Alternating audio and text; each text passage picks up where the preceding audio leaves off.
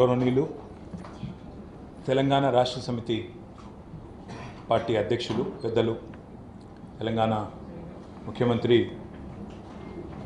గౌరవనీయులు కేసీఆర్ గారి ఆదేశం మేరకు ఈరోజు భారత రాష్ట్రపతి పదవి కోసమే జరుగుతున్న ఎన్నికల్లో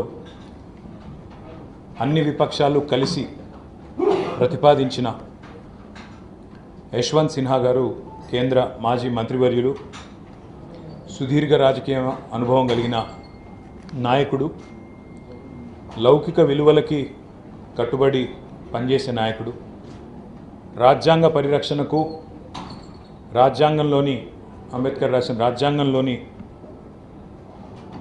ఆలోచనకు అనుగుణంగా రాజ్యాంగ స్ఫూర్తికి అనుగుణంగా వారు పనిచేస్తారనే సంపూర్ణమైన విశ్వాసంతో తెలంగాణ రాష్ట్ర సమితి పార్టీగా ఈరోజు వారి అభ్యర్థిత్వానికి మద్దతు చెప్పడమే కాకుండా వారి తరపున నామినేషన్ పత్రాలు కూడా ఇక్కడ పార్లమెంట్లో సమర్పించడానికి, అదేవిధంగా వారికి సంపూర్ణంగా మా మద్దతు తెలియజెప్పడానికి పార్టీ తరపున కార్యనిర్వాహక అధ్యక్షుడిగా నేను, నాతో పాటు గౌరవనీయులైన పార్లమెంట్ సభ్యులు మా ఫ్లోర్ లీడర్ గారు గౌరవనీయులు నామా నాగేశ్వరరావు గారు, గౌరవనీయులు పెద్దలు డాక్టర్ రాములు గారు, గౌరవనీయులు కొత్త ప్రభాకర్ రెడ్డి గారు, డాక్టర్ రంజిత్ రెడ్డి గారు, గౌరవనీయులు బోర్లకుంట వెంకటేష్ గారు, గౌరవనీయులు రాజ్యసభ సభ్యులు వద్దిరాజు రవిచంద్ర గారు, మా గౌరవ విప్ గారు పార్లమెంట్లో బీబీ పాటిల్ గారు, అందరం కూడా కలిసి వారికి సంపూర్ణమైన మద్దతు, సంపూర్ణమైన సంఘీభావాన్ని మా పార్టీ తరఫున తెలియజేసి వారిని హైదరాబాద్ కూడా రావాలని ఆహ్వానించడం జరిగింది. హైదరాబాద్లో కూడా తప్పకుండా వారు వచ్చినప్పుడు ఓటర్లుగా ఎవరైతే ఉన్నారో పార్లమెంట్ సభ్యులు కానీ శాసనసభ్యులు కానీ వారందరితో కూడా సమావేశం ఏర్పాటు చేసి వారికి సంపూర్ణంగా మద్దతు చెప్తామని చెప్పి కూడా తెలియజేయడం జరిగింది. ఈరోజు ఈ నిర్ణయం తీసుకోవడం వెనుక ప్రధానమైన కారణం ఏమంటే, ఈరోజు భారతదేశంలో ప్రస్తుతం నెలకొనున్న రాజకీయ పరిస్థితుల్లో కేంద్ర ప్రభుత్వం ఒక నియంతలాగా నిరంకుశమైన విధానాలతో గత 8 సంవత్సరాల్లో నరేంద్ర మోడీ గారి ప్రభుత్వం వచ్చిన తర్వాత అప్రజాస్వామికంగా వారు చేస్తున్న అన్యాయాల పరంపర హద్దు అదుపు లేకుండా సాగుతూ ఉంది. చూస్తూ ఉన్నాం మనం ఇప్పటికి దాదాపుగా 8 రాష్ట్ర ప్రభుత్వాలని అక్కడ వారికి మెజారిటీ లేకపోయినా తలకిందులు చేసి ప్రజాస్వామ్యాన్ని అపహాస్యం చేసే విధంగా ఈరోజు వారు బరి తెగిస్తున్న వైనాన్ని కూడా చూస్తూ ఉన్నాం. ఈ 8 సంవత్సరాల్లో ప్రజాస్వామ్యాన్ని అపహాస్యం చేయడానికి వారు ఏ ఒక్క అవకాశాన్ని కూడా వదులుకోలేదు. రాజ్యాంగబద్ధంగా ఉండే సంస్థలన్నింటినీ తమ గుప్పిట్లో పెట్టుకొని విపక్షాల మీద వేట కుక్కల్లాగా వాటిని ఉసిగొల్పి రాజకీయ ప్రయోజనాలు నెరవేర్చుకునేదానికే వారు పనిచేస్తున్న వైనం ఏదైతే ఉందో తప్పకుండా దాన్ని తిరస్కరించవలసిన బాధ్యత ప్రజాస్వామ్యాన్ని నమ్మే ఏ పార్టీకైనా ఏ సంస్థకైనా తప్పకుండా ఉంటుంది. కాబట్టి భారతీయ జనతా పార్టీ ప్రతిపాదించిన అభ్యర్థిని నిర్ద్వందంగా తిరస్కరిస్తూ ఖచ్చితంగా ఎవరైతే ఈరోజు ఆ పార్టీ అభ్యర్థిని ఓడించడానికి అన్ని విపక్షాలు కూడా కలిసి ముందుకొచ్చిన సందర్భంగా తప్పకుండా భారతీయ జనతా పార్టీ తీసుకున్న నిర్ణయానికి వ్యతిరేకంగా, వారి నిరంకుశ విధానానికి వ్యతిరేకంగా, అప్రజాస్వామిక వైఖరికి వ్యతిరేకంగా, రాజ్యాంగాన్ని తుంగలో దొక్కుతున్న వైనానికి వ్యతిరేకంగా, ఈ దేశంలో అంబేద్కర్ రాసిన రాజ్యాంగాన్ని కాలరాసి నరేంద్ర మోడీ రాజ్యాంగాన్ని నడుపుతున్నందుకు వ్యతిరేకంగా, మరి రాజ్యాంగంలో ఉండే అత్యున్నతమైన పదవి రాష్ట్రపతి పదవి కాబట్టి ఆ పదవికి భారతీయ జనతా పార్టీ ప్రతిపాదిస్తున్న అభ్యర్థిని ఖచ్చితంగా వ్యతిరేకిస్తూ విపక్షాలు ఎవరినైతే బలపరుస్తూ ఉన్నాయో వారిని మేము కూడా మరి బలపరుస్తూ ముందుకొచ్చాం. వారిని తప్పకుండా అన్ని రకాలుగా జూలై 18న జరిగే ఎలక్షన్లో వారికి మా ఓటు తప్పకుండా అందిస్తాం. ఇంకా ఏమైనా అవకాశం ఉంటే డెఫినెట్గా ఇతర పార్టీలకు కూడా విజ్ఞప్తి చేస్తాం. మీరు కూడా ఆలోచించండి, ఎందుకంటే భారతదేశం ఎటువైపు నుంచి ఎటువైపు పోతున్నది అనేది కూడా ఆలోచించవలసిన అవసరం ఉందని చెప్పి తెలియజేస్తూ యశ్వంత్ సిన్హా గారు గెలవాలని, భారత రాష్ట్రపతిగా వారు ఆ పదవి బాధ్యతలు చేపట్టాలని మనస్ఫూర్తిగా ఆశిస్తూ మరి ఈరోజు సహకరించిన మా పార్లమెంట్ సభ్యులందరికీ కూడా ఇక్కడ లోక్సభలో మన పార్లమెంట్లో సహకరించిన మా పార్లమెంట్ సభ్యులందరికీ హృదయపూర్వకంగా ధన్యవాదాలు. పాత్రికేయ మిత్రులకు కూడా ధన్యవాదాలు. బ్రదర్, ఇప్పుడు భీష్ముడు చాలా మంచివాడు, కానీ ఆయన ఎటువైపు ఉన్నాడు యుద్ధంలో? కురుక్షేత్రంలో కౌరవుల వైపు ఉన్నాడు. కాబట్టి మంచివాడైనా ఓటమి తప్పలేదు, పరాభవం తప్పలేదు. అంత పెద్ద వయసున్న భీష్ముడికి అంపశయం మీద చివరికి ఇబ్బంది తప్పలేదు. మాకు ద్రౌపది ముర్ము గారి పట్ల వ్యక్తిగతంగా మాకేమి ఇబ్బంది లేదు. ఆవిడ మంచి వ్యక్తి కావచ్చు, మాకు ఆవిడ తెలియదు. కానీ కేవలం ఈరోజు గిరిజన అభ్యర్థి అని, మహిళా అభ్యర్థి అని ఏదైతే టోకెనిజం వారు చెప్తా ఉన్నారో, మరి నిన్ననే ఒక మిత్రుడు పంపించారు. ఇది 2 జనవరి 2006 ఒరిస్సాలో కళింగనగర్లో కడుతున్న ఒక ప్లాంట్, స్టీల్ ప్లాంట్ కడతా ఉంటే ఆందోళన చేస్తున్న 13 మంది గిరిజనులను ఆ రోజు కాల్చి చంపింది అప్పటి ప్రభుత్వం. అప్పటి ప్రభుత్వంలో బీజేపీ భాగస్వామి, ప్రస్తుతం రాష్ట్రపతి అభ్యర్థిగా ఉన్న మేడం కూడా ఇప్పుడు రాష్ట్ర మంత్రి. మరి ఆ రోజు కనీసం వారు సానుభూతి చెప్పలేదు. ఆ రోజు కనీసం ముందుకొచ్చి మా గిరిజనులకు అన్యాయం జరిగిందని మాట్లాడలేదు. నేను ఒకటే అడుగుతా ఉన్న, భారతీయ జనతా పార్టీకి నిజంగానే గిరిజనుల మీద ప్రేమ ఉంటే తెలంగాణ రాష్ట్ర శాసనసభలో మేమందరం కూడా పాస్ చేసి పంపించాం. ఏమని? రాష్ట్ర శాసనసభలో ఏకగ్రీవ తీర్మానం చేసినాం. మా రాష్ట్రం ఏర్పడ్డ తర్వాత గిరిజనుల శాతం, జనాభా శాతం పెరిగింది. రిజర్వేషన్లు జనాభా దామాషాకు అనుగుణంగా షెడ్యూల్డ్ తెగలు ఏవైతే కాన్స్టిట్యూషన్లో పొందుపరచబడ్డ షెడ్యూల్ ప్రకారమే వారు అర్హులు, దయచేసి పెంచండి అని మేము పంపించి ఇప్పటికి 4 సంవత్సరాలైంది. నిజంగా భారతీయ జనతా పార్టీకి గిరిజనుల మీద ప్రేమ ఉంటే ఈ పార్టీకి చేసి ఉండాలి. చేయలేదు. ఇప్పటిదాకా కూడా చేస్తారో చేయరో కూడా చెప్పకుండా వారు దున్నపోతు మీద వానబడ్డట్టు కనీసం ఉలుకు పలుకు స్పందన ఏది లేదు. మా పార్లమెంట్ సభ్యులు ఒకసారి కాదు చాలాసార్లు లేవనెత్తినారు. మా వాళ్ళు ప్లకార్డులు పట్టుకొని పోడియంలోకి దూసుకుపోయి గొడవ కూడా చేసినారు. ఇప్పటి వరకు కనీసం ఉలుకు పలుకు స్పందన శూన్యం. తర్వాత ట్రైబల్ యూనివర్సిటీ పెడతామని చెప్పి వారు పునర్విభజన చట్టంలోనే మాటిచ్చారు. కానీ ఈరోజు వరకు మళ్ళీ దానికి కూడా అతి లేదు, గతి లేదు. ఇది మాత్రమే కాదు, భారతీయ జనతా పార్టీకి, ఎన్డీఏ ప్రభుత్వానికి నిజంగానే గిరిజనుల మీద ప్రేమ ఉంటే తెలంగాణలోని 7 మండలాలు, మా ఖమ్మం జిల్లాలు 7 మండలాలు, అందులో గిరిజన జనాభా ఎక్కువ ఉండే మండలాలు, అవన్నీ తీసుకొని పోయి ఆనాడు పోలవరంలో ముంచినాడు. ప్రేమ లేదా గిరిజనుల మీద?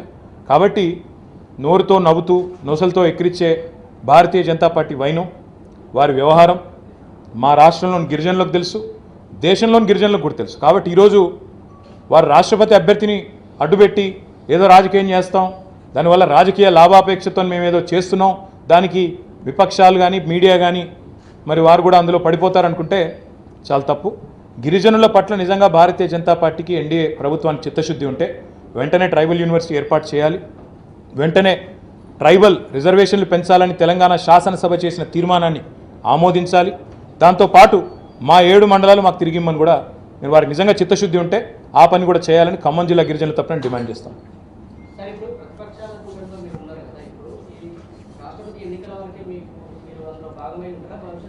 ప్రతిపక్షాల కూటమిలో మేము ఉన్నామని మీకు ఎవరు చెప్పారు? కేవలం కొంతమందితో కలిసి సంతకం పెట్టినంత మాత్రాన వారితో కూటమి ఏర్పడి కూటమి అయిపోయింది, దానికి పేరు పెట్టేశారు, అంతా మీరే చేసేస్తారా డిసిషన్ అంతా? నేనేమంటున్నా అంటే, మీరు అర్థం చేసుకోవాల్సింది, ఈరోజు రాష్ట్రపతి ఎన్నికల్లో భారతీయ జనతా పార్టీ వారి యొక్క కూటమి ఒక అభ్యర్థిని వారు ప్రతిపాదించారు.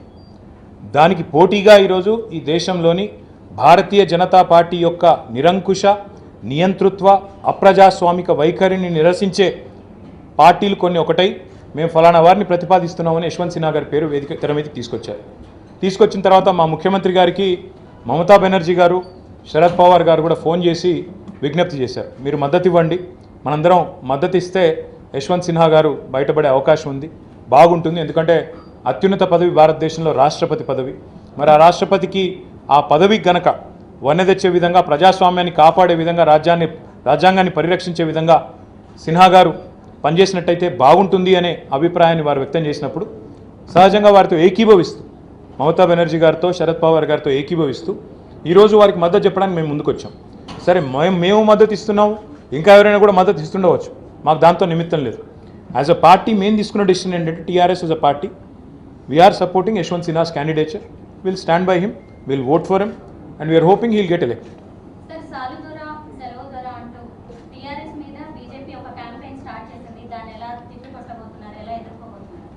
రాజకీయ భావదారిద్ర్యం అని ఒకటి ఉంటుందమ్మా. రాజకీయ భావదారిద్ర్యానికి ప్రతీక ఏంటంటే బీజేపీ చేసే చిల్లర రాజకీయం. ఇప్పుడు బీజేపీ రాష్ట్ర పార్టీ మీద కూడా కేసీఆర్ బొమ్మ పెట్టకపోతే నడవలేని దుస్థితి వాళ్ళది. కేసీఆర్ బొమ్మ పెడితే తప్ప పార్టీ ఆఫీస్ దిక్కు మరీ చూసేవాడు కూడా లేడు. కాబట్టి అది వారి రాజకీయ భావదారిద్రానికి, చైతన్యం లేని, ఇంగితం లేని, సిగ్గులేనితనానికి, తెంపరితనానికి పరాకాష్ఠగా నేను భావిస్తూ ఉన్నా. ఆ చిల్లర మార్కు రాజకీయం మాకు అవసరం లేదు. ఆ పార్టీ యొక్క సంస్కృతి అది నీచమైన సంస్కృతి. మేము అంతకంటే ఎక్కువ చేయగలం, అంతకంటే ఎక్కువ మాట్లాడగలం.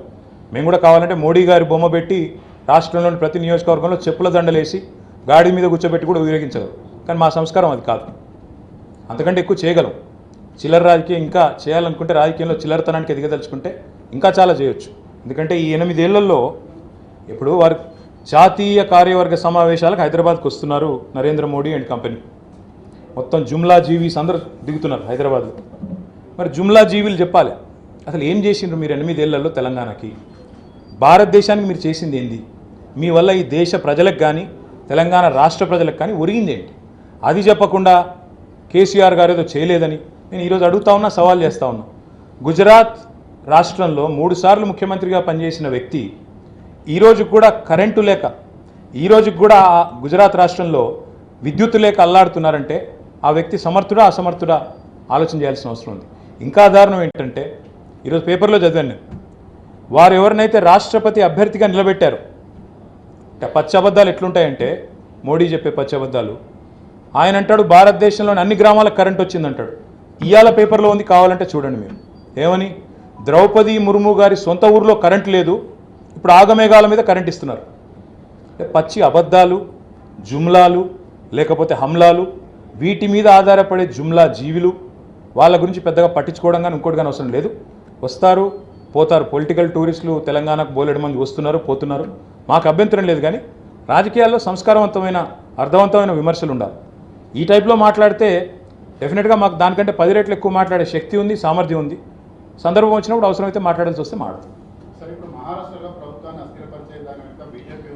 శిరీష్, ఒక మహారాష్ట్ర కాదు, మోడీ అనే వ్యక్తి ఈ దేశానికి ప్రధానమంత్రి అయిన తర్వాత అప్రజాస్వామికంగా రాజ్యాంగాన్ని తుంగలో దొక్కి ఇప్పటికీ 8 పైచిల్కు రాష్ట్రాల్లో, తాజాగా మీరు చూసినట్టయితే కర్ణాటక, మధ్యప్రదేశ్ అండ్ ఇప్పుడు కొత్తగా మహారాష్ట్ర, ఎక్కడ మెజారిటీ లేకపోయినా రాజ్యాంగాన్ని తుంగలో దొక్కి రకరకాలుగా రాజ్యాంగబద్ధమైన వ్యవస్థల్ని అదుపులో పెట్టుకొని, నియంత్రణలో పెట్టుకొని ఆయన చేస్తున్న వ్యవహారం, జరుగుతున్న కార్యక్రమాలు దేశం మొత్తం చూస్తూ ఉంది. బెదిరించి లొంగ తీసుకోవడం అయితే జుమ్లా, లేకపోతే హమ్లా, రెండిట్లో ఏదో ఒకటి. జుమ్లాలు నమ్మకపోతే హమ్లా, రకరకాల వ్యవస్థలు, సిబిఐ దాడులు, ఈడీ దాడులు, ఐటీ దాడులు, ఇంకో దాడి. గట్టిగా ఎవరైనా మాట్లాడితే వాళ్ళ మీద వేట కుక్కల్లాగా ఏజెన్సీలు నొసిగొల్పడం, వారిని వెంటాడి వేధించైనా సరే లొంగ తీసుకోవాలనే ఓ చిల్లర రాజకీయం. ఒక మహారాష్ట్ర కాదు బ్రదర్, దేశవ్యాప్తంగా ఈ 8 ఏళ్లలో ఎన్ని ప్రభుత్వాలని మీకు గుర్తుండాలి. ఆనాడు ఎన్టీ రామారావు గారిని 1984లో రామ్లాల్ అనే గవర్నర్ గారిని అడ్డం పెట్టుకుని ఇందిరాగాంధీ గారు కులదొస్తే ప్రజలు తిరగబడి 1 నెల రోజుల లోపల మళ్ళీ పునఃప్రతిష్ఠ చేసుకున్నారు. ప్రతిదానికి ఒక టైం వస్తుంది. ఇలా నడుస్తుంది కాబట్టి నడుస్తుంది, అడిగేటోళ్ళు లేరు. మీ మీడియాలో కూడా చూపెట్టే దమ్ము లేకపోయింది, అన్యాయం ఏం చేసే పరిస్థితి కూడా లేదు. అంటే మీ తప్పు కాదు, ఎందుకంటే మీ యాజమాన్యాలు అట్లున్నాయి, మీ తప్పు కాదండి. దమ్ము లేదు ఈరోజు మీడియాలో, దమ్ము లేదు. రాజ్యాంగబద్ధమైన వ్యవస్థల్లో ఇక అవి కూడా నేతి బీరకాయలు ఎంత నీతి ఉందో అక్కడ కూడా రాజ్యాంగం అంతే అమలు అవుతుంది, దురదృష్టం. కాబట్టి ఇట్లాంటి పరిస్థితుల్లో ఎప్పుడో ఒకప్పుడు ప్రజాస్వామ్యంలో ప్రజలు తిరగబడే రోజు వస్తుంది. అంబేద్కర్ రాసిన రాజ్యాంగం కాదు, మోడీ రాసిన రాజ్యాంగమే నడవాలి, మేము చెప్పినట్టే ఆడాలి దేశం అంతా అనుకుంటే ఎక్కడో దగ్గర తిరుగుబాటు వస్తుంది. అది బహుశా తెలంగాణ నుంచే స్టార్ట్ అవుతుందేమో మాకు తెలియదు. ఆ తెలంగాణ నుంచి ఆ తిరుగుబాటు, ఆ ధిక్కార స్వరం కేసీఆర్ గారి రూపంలోనో లేదా ఇంకో రూపంలోనో బయటికి వచ్చి మరి దేశం మొత్తాన్ని చైతన్యవంతం చేసే పరిస్థితి వస్తుందేమో చెప్పలేం. 2-3 తారీఖుల్లో జరిగేటువంటి జాతీయ కార్యవర్గ సమావేశాల వేదికగా తెలంగాణలో అన్ని రకాల మార్పులకి బీజేపీ శ్రీకారం చుట్టబోతోందని చెప్పి, అంటే ఈ మాట అంటే మళ్ళీ మీరు బాధపడతారు కానీ అడక్క తప్పదు. ఇక కొత్త వాళ్ళు మాట్లాడే భాషలోనే మేము కూడా చెప్పాల్సి వస్తుంది. ఫస్ట్ ఆఫ్ ఆల్ వచ్చే ముందు 8 ఏళ్లలో పీకిందేందో చెప్తే బాగుంటుంది కదా. ఈ 8 ఏళ్లలో తెలంగాణ కోసం మీకు పీకిందేంది, పీకి పందిరి వేసింది ఒక పని చేసిందా? Tribal university పెట్టిండా?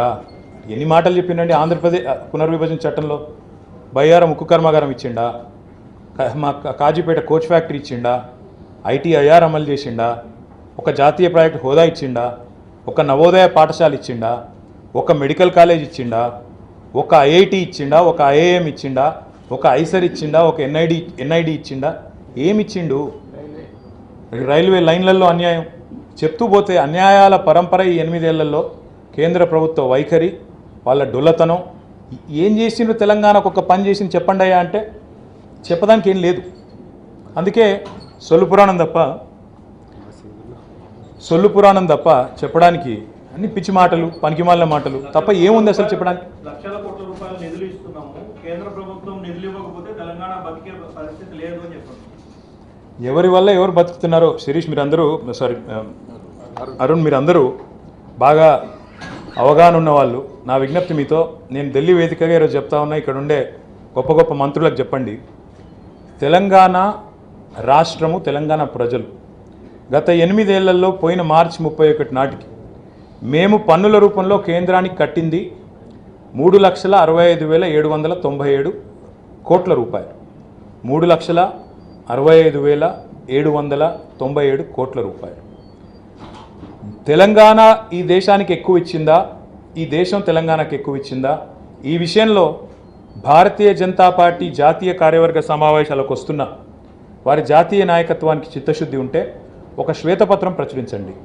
ఎందుకంటే భారతీయ జనతా పార్టీ ఎక్కువ వాట్సాప్లలో ఉంటుంది, వాళ్ళ వ్యవహారం అంతా ఎక్కువ వాట్సాప్లు, ఫేస్బుక్లలో తిరుగుతుంది. కాబట్టి ఒక్కొక్కరు ఒక్కో నెంబర్ చెప్తా ఉన్నారు. ఒక భారతీయ జనతా పార్టీ ఎంపీ అంటాడు మేము 4 లక్షల కోట్లు ఇచ్చినామంటాడు, ఇంకొక ఆయన అంటాడు మేము 12 లక్షల కోట్లు ఇచ్చినామంటాడు. మరి ఎవరు ఎంత ఇచ్చిండ్రో నేను స్పష్టంగా చెప్తా ఉన్నా.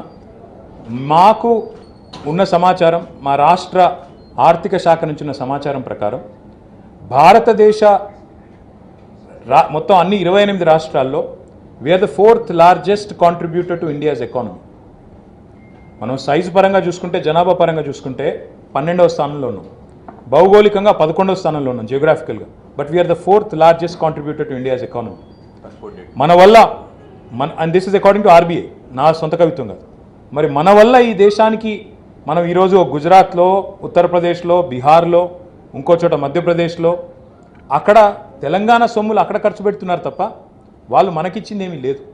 ఇన్ఫ్యాక్ట్ రూపాయి మనం కడితే మనకు వెనక్కి వస్తున్నది 46 పైసలు మాత్రమే. 54 పైసలు ఇతర ప్రాంతాల్లో ఖర్చు అవుతున్నాయి. కాబట్టి తెలంగాణకు రండి, వచ్చి తెలంగాణ ప్రజలకు ధన్యవాదాలు చెప్పండి, సల్యూట్ కొట్టండి. మీరు తెలంగాణ ప్రజలుగా మీరు కడుతున్న పనుల వల్ల జాతి నిర్మాణం జరుగుతూ ఉంది, జాతికి మేలు జరుగుతూ ఉందని చెప్పండి తప్ప చిల్లర మాటలు మాట్లాడితే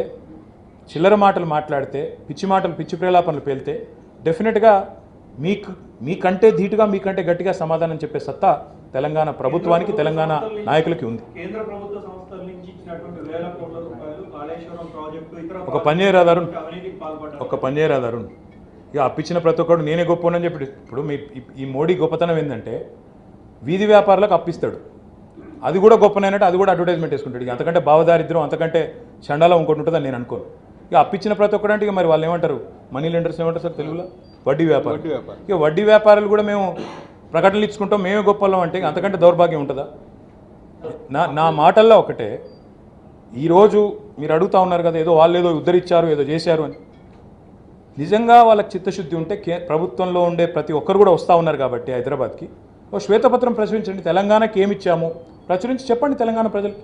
మేము ఇంతవరకు 8 ఏళ్లలో తెలంగాణకి విద్యారంగంలో ఇంత ఇచ్చాము, వైద్యంలో ఇంత ఇచ్చినాము, గ్రామీణాభివృద్ధికి ఇంత ఇచ్చాము, తెలంగాణ మాకు ఇంత ఇచ్చింది, మేము ఇంత ఇచ్చాం, మీరు ఇచ్చిన దానికంటే మేమే ఎక్కువ ఇచ్చినాం అని మీరు కనుక రుజువు చేస్తే, తెలంగాణ ప్రజలు మీకు కట్టిన దానికంటే, తెలంగాణ ప్రజలు కేంద్ర ప్రభుత్వానికి కట్టిన దానికంటే మీరు ఎక్కువ ఇచ్చినట్టు రుజువు చేస్తే, నేను ఇప్పుడే ఇక్కడ ఢిల్లీలో ప్రకటిస్తా ఉన్నా, నా మంత్రి పదవికి వెంటనే రాజీనామా చేసి ఇంటికి పోతాను.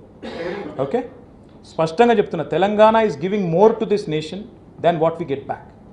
We are the 4th largest contributor to India's economy. Out of the 28 states, even though we are 11th largest geographically and 12th largest by population, we are the 4th largest contributor to India's economy. It's a matter of pride for us.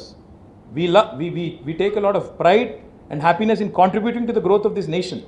దాన్ని కూడా అపహాస్యం చేసే విధంగా చిల్లరమల్లర మాటలు ఎవరైనా మాట్లాడితే, వాట్సాప్లో పిచ్చి ప్రచారాలు చేస్తే తప్పకుండా దానికి ధీటుగా కుక్క కాటుకు చెప్పుదెబ్బ లాంటి సమాధానం చెప్పే సత్తా మాకు. తెలంగాణలో నియోజకవర్గాల వారీగా బయట నుంచి నుంచి ప్రతినిధులను తీసుకొచ్చి ప్రభుత్వ కార్యక్రమాలు కేంద్ర ప్రభుత్వ కార్యక్రమాలు వివరించే ప్రయత్నం చేస్తామని నియోజకవర్గానికి ఒక ఇన్ఛార్జ్ శిరీష్ గారు ఏమైనా చేస్తే చెప్పుకుంటారా? ఏం చేసిరో నువ్వన్నా చెప్పు, నాకు తెలియదు.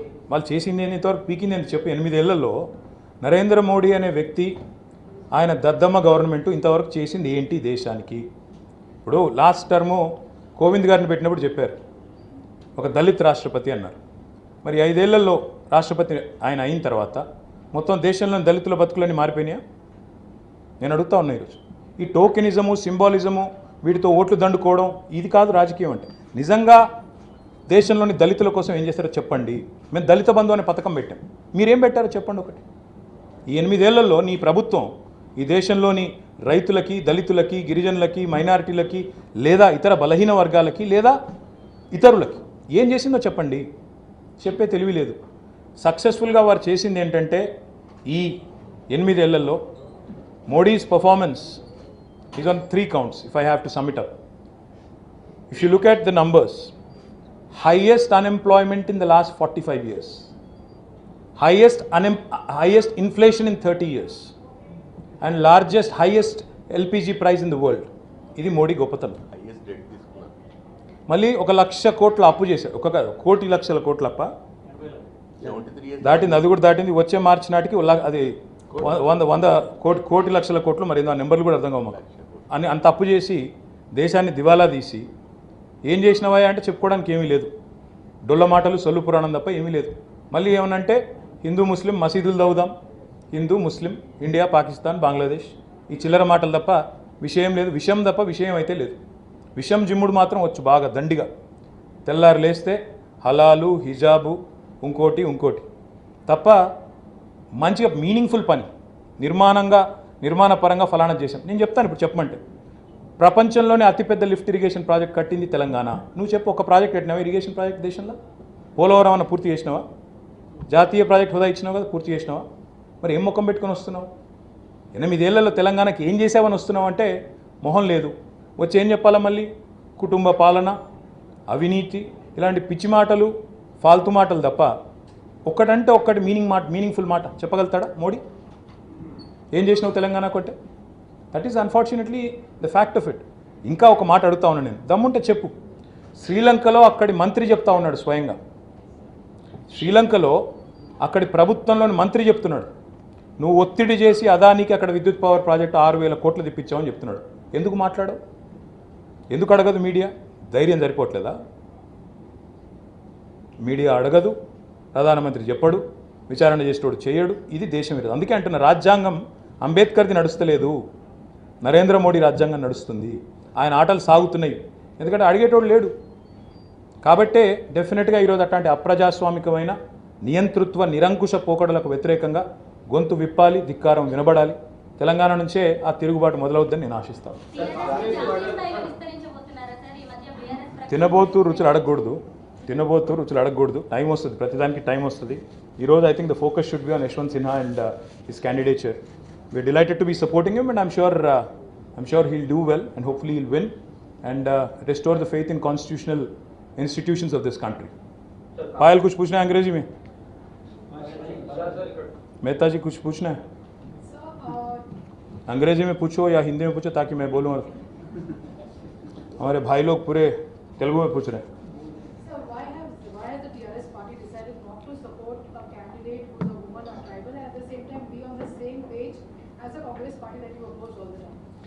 See, we don't believe in tokenism, Payal. Firstly, I think एक बात आपको मैं याद दिलाना चाहता हूँ. महाभारत में भीष्म पितामह थे तो अच्छे इंसान, बहुत अच्छे इंसान थे, बहुत अच्छे शख्स थे, बट थे वो कौरव के साथ. तो करे क्या? अच्छा होना ही ये क्वालिफिकेशन नहीं होता ना. किसने आपको प्रपोज किया वो भी तो ज़रूरी है. आज हिंदुस्तान में माहौल ये है कि हर कोई कॉन्स्टिट्यूशनल ऑफिस जो है उसकी पूरी तरह से आज अब्यूज़ किया जा रहा है, पूरी तरह से. तो इसीलिए हम ये चाहते हैं कि if you have to restore the faith of this great country in the constitutional offices, I think it's important that this kind of dictatorial attitude which is being exhibited by government of India and particularly Mr. Narendra Modi has to be challenged, has to be taken head on, and therefore we have decided that Mr. Yashwant Sinha, who is a learned man, who is a senior man, who is a former minister in Delhi here in Government of India. He's an apt person, and we believe that his candidature will be befitting, because you have to remember, it's not about one individual. This election is not about individuals. And more importantly, before you came in, Payal, I was just telling my friends here, the BJP really has a lot of affection for tribals. मैं आपको याद दिलाना चाहता हूँ, 4 साल पहले Telangana assembly ने resolution pass किया यूनानिमसली कि हमारे ट्राइबल परसेंटेज पॉपुलेशन में इंक्रीज हो गया, हमारे रिजर्वेशन बढ़ाओ, जो कॉन्स्टिट्यूशनली एम्पावर्ड और प्रोविजन है. आज तक 4 साल में उन्होंने हमारी जो रिक्वेस्ट है, रेजोल्यूशन है, उसका आज तक एक्सेप्ट नहीं किया उन्होंने. पार्लियामेंट में हमारे एमपीज लड़ रहे हैं, पर अनफॉर्चुनेटली जितना भी लड़ो, यहाँ पे जितना भी चिल्लाओ, जितना भी हल्ला करो, it falls on def years. Firstly. Secondly, let me remind you, if the Bharatiya Janata Party and NDA government is sincere in its love towards tribals, in the AP Reorganization Act, a specific promise was made to set up a tribal university in Telangana. And after 8 years, it has still not seen the light of the day. That shows, what they preach versus what they actually practice, the huge difference. And thirdly, let me also point out, 7 mandals, 7 blocks from Telangana with 90+% of tribal population were forcibly taken away by an ordinance by this NDA government and submerged in Polavaram.